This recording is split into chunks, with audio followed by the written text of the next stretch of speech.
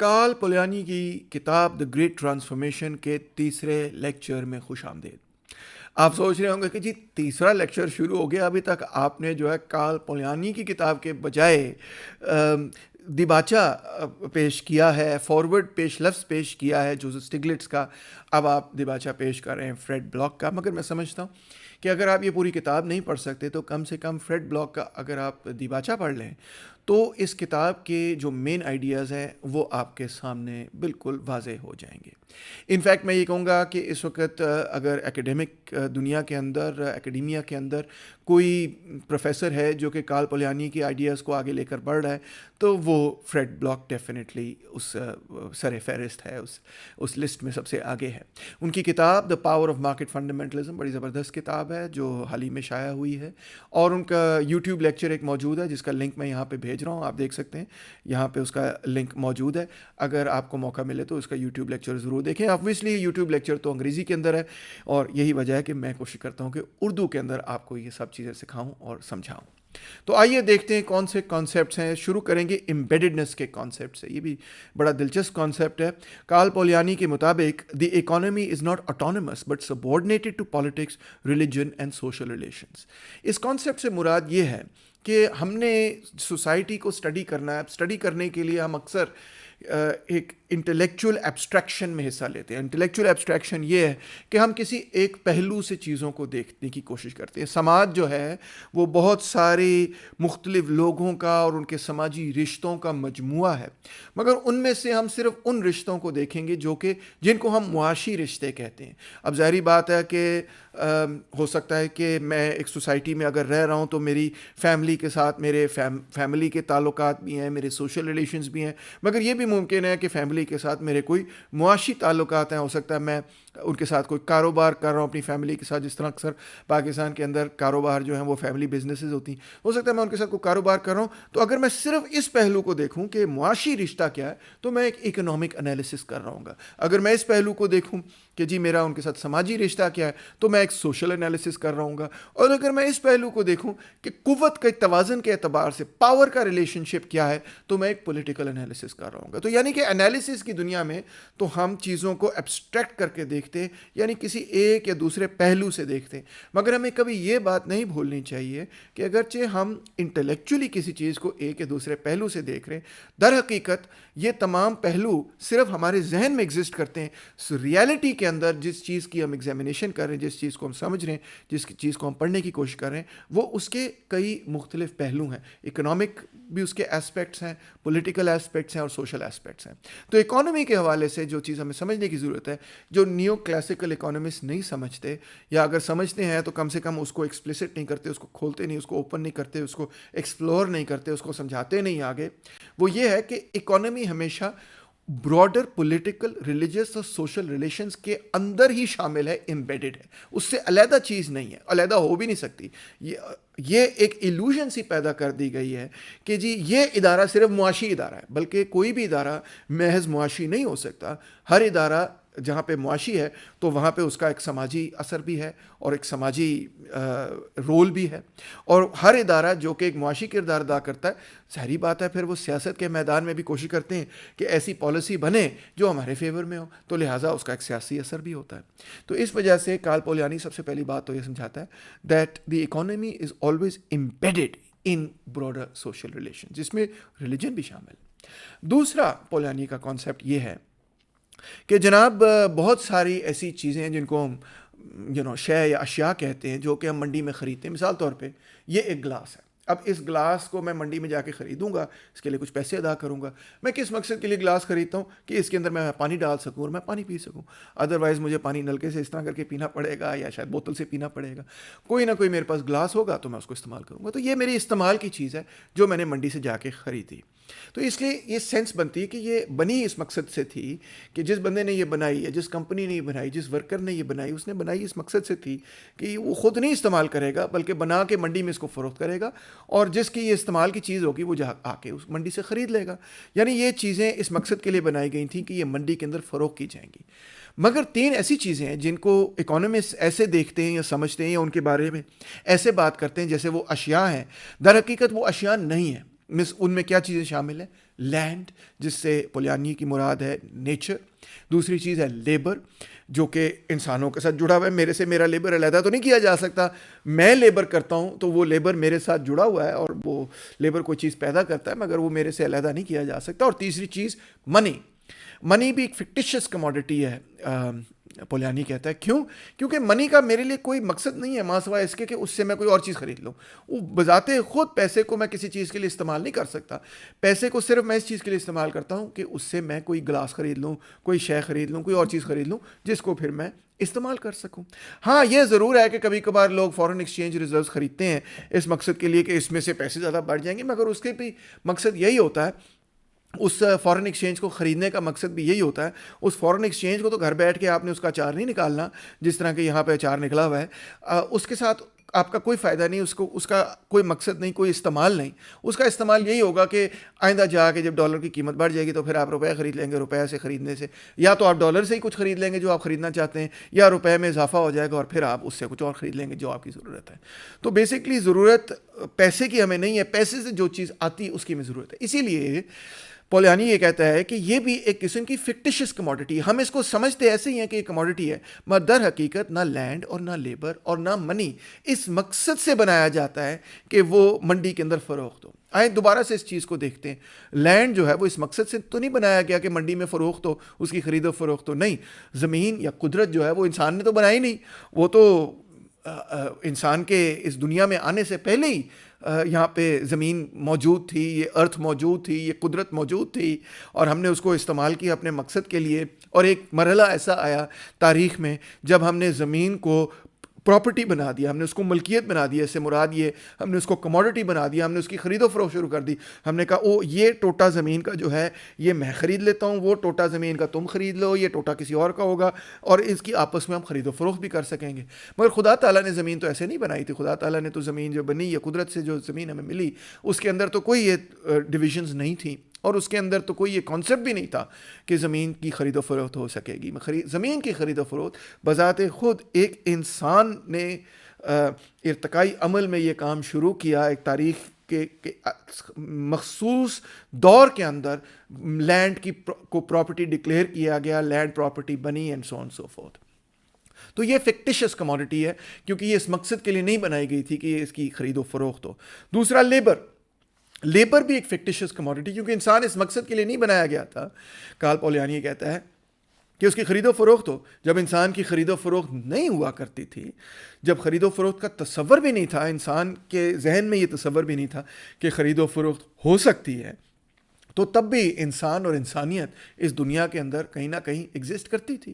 ان کو یہ کانسیپٹ نہیں تھا کہ کوئی ایک انسان دوسرے انسان کی لیبر پاور خرید سکتا ہے، اس کے کام کرنے کی صلاحیت خرید سکتا ہے. یہ کانسیپٹ ایگزسٹ نہیں کرتا تھا. یہ کانسیپٹ بھی ایک مخصوص تاریخی دور کے اندر پیدا ہوا، اس سے پہلے یہ نہیں تھا. تو ایک مخصوص تاریخی دور کے اندر یہ کانسیپٹ پیدا ہوا کہ پورے کے پورے انسان کو خرید لیا جائے، جس کو ہم سلیوری کہتے ہیں، اور پھر اسے کام کروایا جائے، اس کی لیبر کو استعمال کیا جائے. مگر بہرحال تو یہ بھی ایک فکٹیشس کموڈٹی، اور منی بھی ایک فکٹیشس کموڈٹی ہے. سو پولیانی کہتا ہے a fully self-regulated market economy requires that human beings and the natural environment be turned into pure commodities, which shows the destruction of both society and the natural environment. یہ جو self regulating market economy ہے، اس کو market economy کہہ لیں، اس کو market society کہہ لیں، یا اس کو کیپٹلزم کہہ لیں، یہ تینوں الفاظ کا ایک ہی تقریباً مطلب ہے. تو یہ جو فلی سیلف ریگولیٹنگ سے مراد کیا ہے کہ یہ خود بخود اپنے آپ کو ٹھیک کر لیتی ہے، خود بالکل آپٹیمائز کر لیتی ہے، اور ایسے چلتی ہے کہ بالکل جس طرح کوئی مشین ہو کہ خود ہی بیلنس کر لے اپنے آپ کو. تو یہ جو سیلف ریگولیٹنگ مارکیٹ اکانومی ہے، اس کو بنانے کے لیے ہمیں اس متھ کو، اس فکشن کو، اس جھوٹ کو قبول کرنا ہوگا کہ یہ جو تین چیزیں ہیں یہ بھی در حقیقت شے ہیں، اشیاء ہیں، کموڈیٹیز ہیں. اور یہ بہت ہی خطرناک جھوٹ ہے اور ایک بہت خطرناک فکشن ہے، کیونکہ اس کا نتیجہ کیا ہوگا کہ سماج بھی تباہ و برباد ہو جائے گا اور قدرت بھی تباہ و برباد ہو جائے گی. ابھی دیکھیں کہ آج کل کلائمیٹ چینج کی بات بہت کی جاتی ہے. تو کلائمیٹ چینج کا کیا معاملہ ہے؟ معاملہ یہی ہے کہ ہم نے قدرت کو اتنا بروٹلی ایکسپلائٹ کیا ہے اور استعمال کیا کہ اس کے نتیجے میں قدرت کی جو پاور ہے, کیپیسٹی ہے ری جنریٹ کرنے کی, دوبارہ سے زندہ ہونے کی, وہ ہم نے تقریباً قتل کر دیا اس کا, اور اس کے نتیجے میں ہم خود اب نقصان ہو رہا ہے. یہ جو لاہور کے اندر اسموگ پھر رہی ہے, پنجاب کے اندر اسموگ پھر رہی ہے, یہ ہماری اپنی غلطی ہے کہ ہم نے اپنے ماحول کے اندر جو آلودگی اور جو گند پھینکا ہے اس کے نتیجے اب ہم خود سفر کر رہے ہیں. تو یہ کس چیز کا نتیجہ ہے؟ کموڈیفیکیشن آف لینڈ اینڈ لیبر کا نتیجہ ہے. Modern economics starts by pretending that these fictitious commodities will behave in the same way as real commodities. جو جدید اکنامک تھیوری ہے, نیو لبرل تھیوری ہے, جو بچے جا کے یونیورسٹیوں میں پڑھتے ہیں, اس میں جو سب سے بڑا پرابلم ہے اور فلا ہے, اور انفیکٹ وہ کہتا ہے جھوٹ ہے. It means that economic theorising is based on a lie. وہ جھوٹ سب سے بڑا یہ ہے کہ یہ جو چیزیں ہیں, یعنی انسان, یعنی کہ قدرت اور ایون منی, یہ اسی طرح بیہیو کریں گے جس طرح کہ ایک شے جو کہ منڈی کے لیے پروڈیوس ہوتی ہے اس طرح بیہیو کرے گی. یعنی کہ ہم نے انسانوں کو بھی ایک شے کی طرح ٹریٹ کرنا شروع کر دیا ہے, ہم نے قدرت کو بھی ایک شے کی طرح ٹریٹ کرنا شروع کر دیا, اور یہ سب سے بڑا جھوٹ ہے. اور اسی جھوٹ کے نتیجے میں پورے کے پورے سماج کو بہت بڑا بحران, بلکہ بہت بڑا رسک ہے. لے جی آگے چلتے ہیں. تیسرا کانسیپٹ پولانیے کا یہ ہے کہ لیزے فیئر واز پلانڈ. بہت سارے لوگ آپ کو یہ بتائیں گے, ایڈم اسمتھ سے لے کر آپ پڑھنا شروع کریں, کہ کیپٹلزم تو بڑی نیچرل چیز ہے. کیوں نیچرل چیز ہے؟ کیونکہ ہر بندہ نیچرلی سیلفش ہے. اگر ہر بندہ نیچرلی سیلفش ہوتا تو بڑا پیرنٹس جو ہیں وہ اتنی قربانی کیوں دیتے اپنے بچوں کے لیے, یہ کوئی نہیں آج تک سمجھا سکا. اگر ہر بندہ سیلفش ہو تو پھر دوستیاں جو ہیں ان کا وجود کس طرح ایگزسٹ کرتا ہے, جس کے اندر دوستی کی ڈیفینیشن یہ ہوتی ہے کہ دوست جو ہے وہ اپنے مفادات سے پہلے اپنے دوست کے مفادات کو دیکھتا ہے. یہ کوئی نہیں ایکسپلین کر سکتا. پیار کا تصور کیسے ایگزسٹ کر سکتا ہے جس کے اندر مجنو جو ہے لیلا پہ قربان ہو جاتا ہے اور رومیو جو ہے جولیٹ پہ قربان ہو جاتا ہے؟ تو یہ بھی کانسیپٹ ایگزسٹ نہیں کر سکتا. اگر تو یہ حقیقت ہوتی کہ انسان سیلفش ہوتا, اگر انسان بالکل سیلفش ہوتا تو پھر وہ لوگ جو جا کے کسی کاز کے لیے اپنے جان قربان کر دیتے ہیں, جو کہ تاریخ کے اندر مطلب ہزاروں کی نہیں ملینز کی تعداد کے اندر موجود ہے, اپنی جانیں قربان کر دیتے ہیں, تو وہ کیوں اپنی جانیں قربان کرتے ہیں؟ وہ یہ کیوں نہیں کہتے میں کیوں جان قربان کروں, تسی جاؤ, تسی جا کے مرو, مرنا جو مرضی کرنا ہے, مگر لوگ کرتے ہیں. تو اینی وے, خیر بات یہ ہے کہ لیزے فیئر کو پلان کیا گیا. یہ دیکھیں, یہ ایک تصویر ہے جناب عالی, یہاں پہ آئی ایم ایف کے بورڈ آف ڈائریکٹرز بیٹھے ہوئے ہیں, اور وہ کیا دیکھ رہے ہیں؟ وہ دیکھ رہے ہیں کہ دنیا کے اندر جی ڈی پی کے اندر کیا ہو رہا ہے, کیا نہیں ہو رہا, اور اس کے حساب سے یہاں بھی اسکرینیں لگی ہوئی ہیں چھوٹی چھوٹی, اور اس کے حساب سے وہ سوچ رہے ہیں کہ اب معاشی پالیسی کیا بنانی. اور آپ اچھی طرح جانتے ہی ہوں گے کہ آئی ایم ایف والے جو ہیں وہ صرف قرضہ دے کے قرضہ واپس وصول نہیں کرتے, بلکہ وہ ایڈوائز کرتے ہیں گورنمنٹس کو, وہ پورا ایک کنڈیشنلٹی سیٹ کرتے ہیں. وہ کہتے ہیں اگر ہم آپ کو قرضہ دیں گے تو یہ ہماری شرائط ہیں, ان شرائط کو آپ نے پورا کرنا ہے, وغیرہ وغیرہ. کافی اس کے پیچھے پلاننگ ہوتی ہے. تو لیزے فیئر جو ہے was planned. It require statecraft and repression to impose the logic of the market and its attendant risks on ordinary people. یہ خود بخود نہیں پیدا ہو گیا سرمایہ داری نظام, بلکہ اگر اس کی تاریخ میں ہم جائیں, پولانیے ہمیں بتاتا ہے اور بہت سارے تاریخ دان بھی آپ کو یہ بتا سکتے ہیں, تو انفیکٹ ریاست نے باقاعدہ ایک پالیسی کے تحت سرمایہ داری نظام کو پیدا کیا, پروموٹ کیا, امپلیمنٹ کیا, سولیڈیفائی کیا, کنسولیڈیٹ کیا, سپورٹ کیا, وغیرہ وغیرہ. اگر ریاست یہ کردار نہ ادا کرتی تو سرمایہ داری نظام نہ تو پیدا ہوتا, اور شاید اگر پیدا ہو بھی جاتا تو اس کی آگے مزید ڈیولپمنٹ نہ ہوتی. پولانی ہمیں یہ سمجھاتا ہے. اب اس کے نتیجے میں ایک ایسی چیز ہوتی ہے جس کو پولانی کہتا ہے ڈبل موومنٹ. ایک تو موومنٹ وہ ہے جو کہ اوپر سے نیچے کیا ہے کہ ریاست جو ہے, سرمایہ داروں کی ریاست جو ہے, وہ ایک لیزے فیئر, ایک پلانڈ طریقے سے free market economy, capitalist economy کو انٹروڈیوس کروا رہی ہے. مگر as a consequence of the unrestrained markets become apparent, people resist. مگر جب یہ فری مارکیٹ اکانومی کے نتائج رونما ہوتے ہیں, سامنے آتے ہیں, تو لوگ جو ہیں وہ اس کے خلاف ہو جاتے ہیں. کہتے ہیں یہ آگے ہو رہا ہے, ہماری نوکریاں چلی گئیں, مہنگائی اتنی سخت ہو رہی ہے, گیس کی قیمتوں کو دیکھیں, بجلی کی قیمتوں کو دیکھیں. اس وقت پاکستان کے اندر آٹے کی قیمت کو دیکھیں, آسمان کو چھو رہی ہے. اس وقت پاکستان کے اندر اگر آپ مرغی کی قیمت کو دیکھیں تو غریب بندہ مرغی نہیں کھا سکتا پاکستان کے اندر. جی ہاں, غریب آدمی اب مرغی نہیں کھا سکتا. یہ بالکل کلیئر ہو گئی بات. اور بہت ساری اور چیزیں جو ہیں وہ اب غریب آدمی کی قوت اس سے نکل رہی ہیں, خریداری کی قوت سے نکل رہی ہیں. تو اس کے کیا خلاف کیا ہوگا؟ لوگ اب نکلیں گے, لوگ کہیں گے جی 20 روپے من آٹا. خیر 20 روپے من آٹا تو بڑی پرانی بات ہے, مگر حبیب جالب کا وہ شعر تھا نا, 20 روپے من آٹا اس پر بھی ہے سناٹا. تو بہرحال اب لوگ نکلیں گے. اب تو آٹے کی قیمت کہاں آسمان کو چھو رہی ہے, مگر بہرحال پوائنٹ یہ کہ لوگ نکلیں گے. یہ جو ہے دیکھیں آپ ایک ڈیمونسٹریشن دیکھ سکتے ہیں, انہوں نے ایک پتلا بنایا ہوا ہے جو مرا پڑا ہے, ایک قسم کا اسکیئر کرو ہے, اور وہ کیا کہنے کی کوشش کریں کہ آئی ایم ایف نے جو پالیسیز انٹروڈیوس کی ہیں اس سے ہمارا ستیاناس ہو گیا, اس سے ہمارا برا حال ہو گیا. تو لوگ ریزسٹ کر رہے ہیں. تو ایک موومنٹ ہوئی اوپر سے نیچے لیزے فیئر سسٹم کو انٹروڈیوس کرنا, اور دوسری موومنٹ کیا ہے نیچے سے اوپر لوگوں کی ریزسٹنس کہ بھائی یہ جو کچھ ہمارے ساتھ کیا جا رہا ہے یہ ہمیں قبول نہیں ہے. ویسے پاکستان کے اندر تو اس وقت کوئی خاص ریزسٹنس نہیں ہو رہی, میں تو چاہتا ہوں کہ کوئی ریزسٹنس ہو, مگر اس وقت تو لوگ خاموشی سے قبول ہی کری جا رہے ہیں جو بھی مہنگائی ہو رہی ہے. سو بہرحال یہ دو کاؤنٹر موومنٹس ہیں, ان کو ڈبل موومنٹ کہتے ہیں. ریزسٹنس ہوگی, ابھی آپ فکر نہ کریں, ویری سون ہوگی, مگر اس وقت نہیں نظر آ رہی. مگر definitely in the near future میں سمجھتا ہوں اگر اسی طرح حالات رہے تو نیچے سے اوپر بھی ایک تحریک ابھرے گی.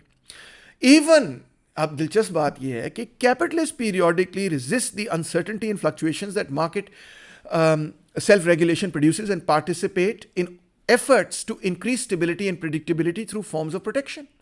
یعنی کہ نہ صرف عوام جو ہیں, غریب لوگ جو ہیں, محنت کش لوگ, مزدور, کسان, کامن فوک, پبلک جو ہے وہ ریزسٹ کرتی ہے اور کہتی ہے کہ غربت نے ہمارا ستیاناش کر دیا, بلکہ ایون جو مارکیٹ اکانومی جو فلکچویشن پیدا کرتی ہے قیمتوں کے اندر اور مارکیٹس کے اندر, اس کے حوالے سے ایون کیپٹلسٹ بھی یہ کہتے ہیں کہ جناب یہ فلکچویشنز بہت زیادہ ہیں, ہماری بزنسز تباہ ہو رہی ہیں, برباد ہو رہی ہیں, پلیز ان فلکچویشنز کو ختم کیا جائے اور کچھ اسٹیبلٹی پیدا کی جائے, گورنمنٹ انٹروین کرے اور مارکیٹس کو اسٹیبلائز کرے, ادروائز ہماری بزنسز ختم ہو جائیں گی, ہم برباد ہو جائیں گے.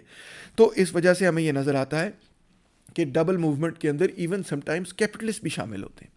آخر میں یہ کہ فریڈ بلاک ہمیں بتاتا ہے کہ کارل پولیانی کا آئیڈیا یہ تھا کہ سوشلزم قائم ہونا چاہیے.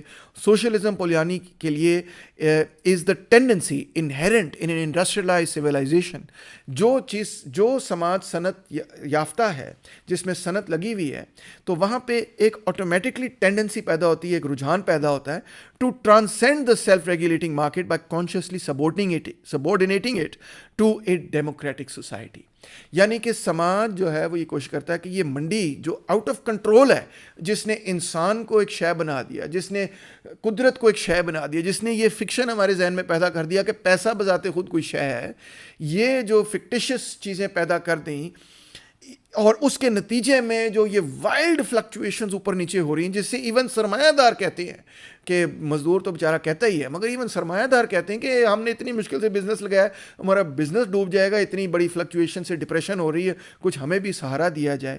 اس چیز پر قابو پانے کے لیے جب سوسائٹی, جب سماج منڈی کو ڈیموکریٹک سوسائٹی یعنی جمہور کے کنٹرول میں لے کر آتا ہے, جب کہتا ہے کہ یہ عوام کے کنٹرول میں ہونی چاہیے, سوسائٹی کے کنٹرول میں ہونی چاہیے, پبلک کے کنٹرول میں ہونی چاہیے, کیا چیز, مارکیٹ, منڈی, یہ پورا نظام جو ہے وہ پبلک کے کنٹرول میں ہونا چاہیے, تو اس کو کیا کہا جائے گا؟ اس کو کہا جائے گا سوشلزم. تو اس کے ساتھ آج کا لیکچر بھی ختم ہوا. اگر آپ کے کوئی کامنٹس ہیں تو پلیز کامنٹ سیکشن میں ڈالیے. اگر آپ کے کوئی سوال ہیں تو وہ بھی مجھے بھیجیے. اگر اچھا سوال ہوا تو میں کوشش کروں گا کہ اس کو پھر ویڈیو بناؤں اور ویڈیو سے آپ کا جواب دوں. Thank you so much.